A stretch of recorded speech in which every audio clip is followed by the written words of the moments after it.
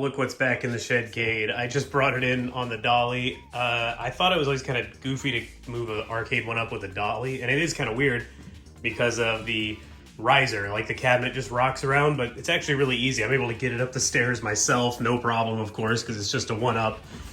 Much different than moving one of the big boys back there. But anyway, it is in here for its last trip in here, probably, potentially forever. And yeah, I'm pretty interested to see how it's done. It's been sitting in the garage for probably a year now, and it's dirty. It needs to be, cleaned up. I need to go through it and do some stuff. It's actually not as bad as I thought. There is something there. I hope that's not permanent. Stuff keeps getting set on it, so it's just gonna rot sitting out there. I thought it's time to just do something with it. So in this video, we're gonna clean it up, fix it up, and give it to my cousin. Crack it open and see what's been going on in here. I hope that it's not full of spiders and Lord knows what else. Oh crap, that caught that just in time, didn't it?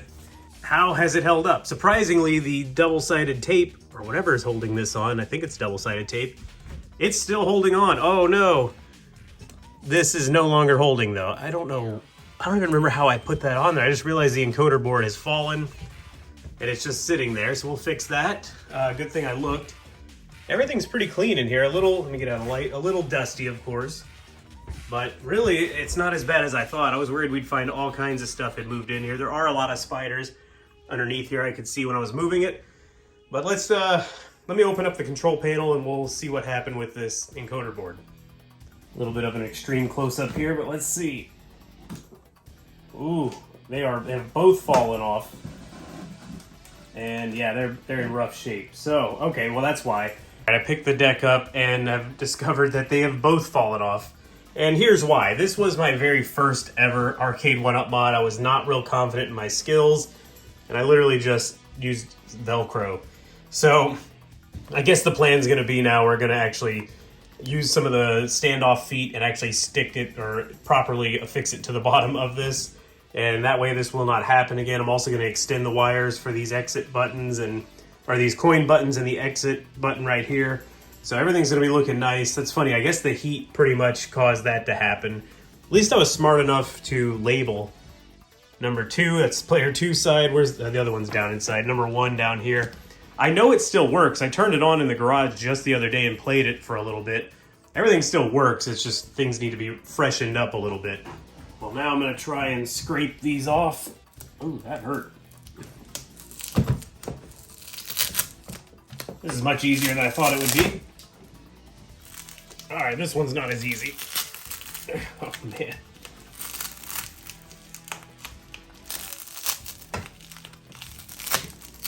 There we go. Get off me. Ah. So what I normally do is, I don't know if these are gonna fit. That's why I did that. Oh no. So the screws don't fit through these holes, like the little screws that come with the standoff. So that's why I didn't use them. Well then, we're gonna have to figure out something. Maybe some more Velcro in this case. But as long as he doesn't keep it in a hot environment, which I don't think he's going to, it's gonna be in his house. This should not be a problem. Man, I don't really feel like changing out the encoders either. I really don't think that's necessary because then I gotta go through and redo every single game. I'm gonna go get some more Velcro and we're gonna re-stick this thing and hope it stays this time.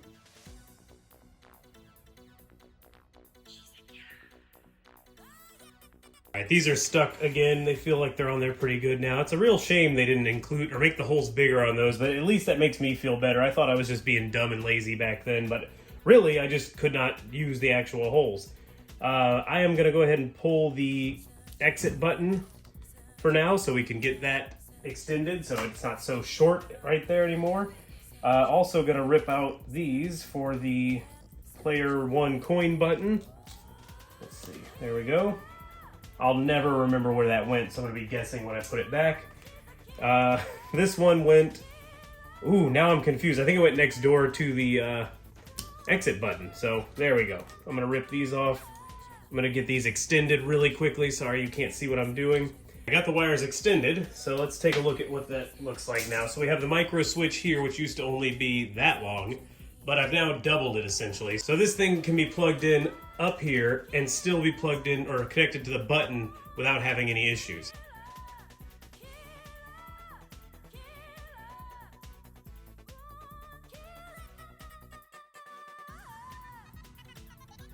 There it is. Okay, so now we have credits on both and an exit button working. So now I can put this back for now. I can fix it up later. We can set up, or take a look at the games list real quick in here. There's a good amount of games in here, but I do plan to add some more because when I built this, I had Mortal Kombat already. I had all that stuff. I'm going to add a couple games to it.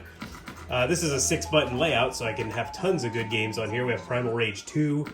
What you might note is missing is Mortal Kombat, NFL Blitz, NBA Jam, all those. So I'm going to go download all those now, get them ready to be installed in the cabinet, and I'll update you guys once I get that done.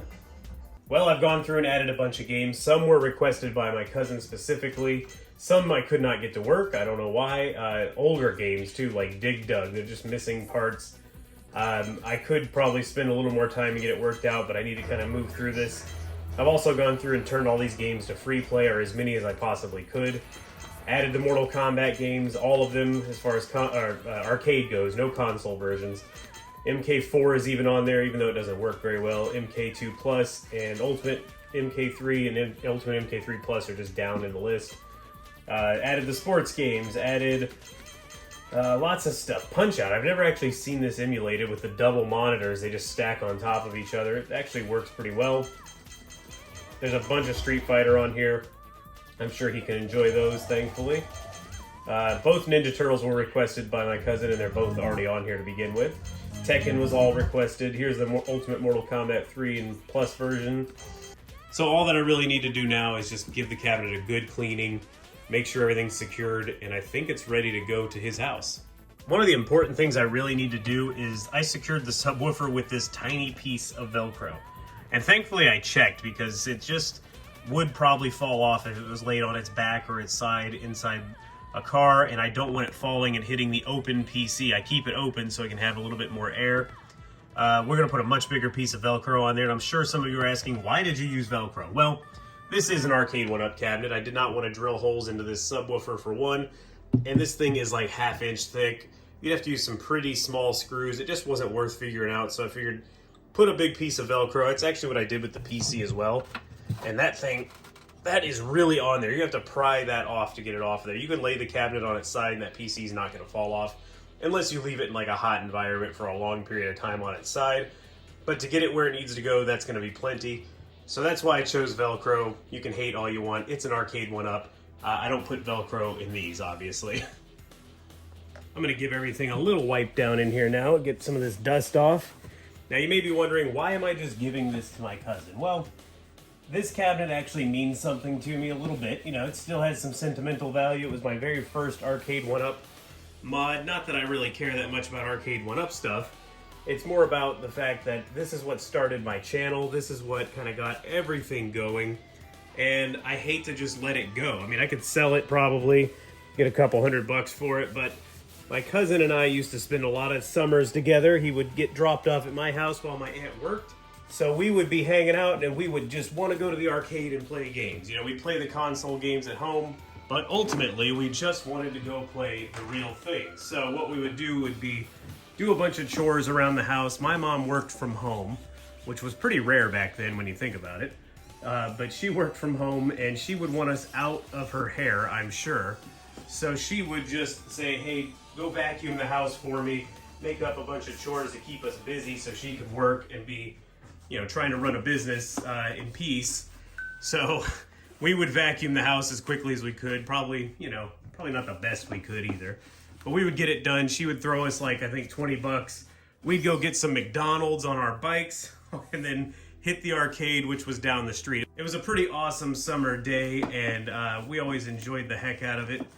You know, we would go to the local arcade, drop in a bunch of money, and just have fun for a couple of hours. So we kind of have that same interest, and you just kind of appreciate these old games. And my cousin does not have anything like this, so I figured, let's keep this in the family, and that way it makes me feel better about getting rid of it, as if, you know, he says I can have it back if I ever want it back, but it's unlikely I'm ever going to ask for this back. So it just makes me feel a little bit better about getting rid of it, and it's going to someone who I think will enjoy it a lot.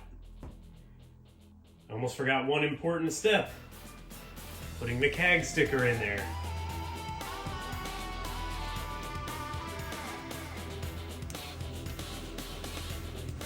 There we go. Now it is complete. Boom. Here it is. It's finished. It's going to see its last days in the Shedcade.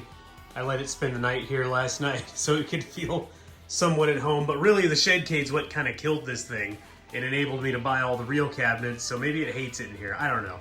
Anyway, it's pretty good. It's still looking okay. I mean, man, the days of it being in the garage have kind of made some of the art start to peel. So it's good it's getting a new home. It's really peeling pretty bad right there.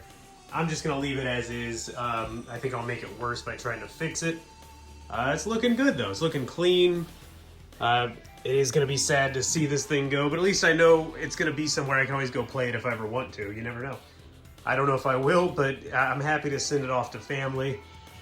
Even the back of it, it's so easy to move. Even the back of it's looking good. Whoops. Yep, still dust there. I'll get that. It's like dust and dust. I guess I just need to remove the speakers, but I'll do that off camera. But yeah, there we go. I forgot I installed a fan on most of these. I always forget about the fan.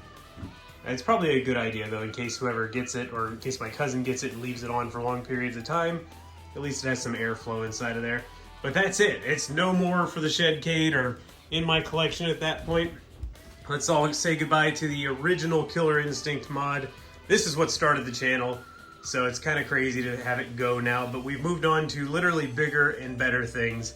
So let's give it a new home. I'll try to show you guys what it looks like in my cousin's house, as long as he doesn't mind me taking a video of it in his house.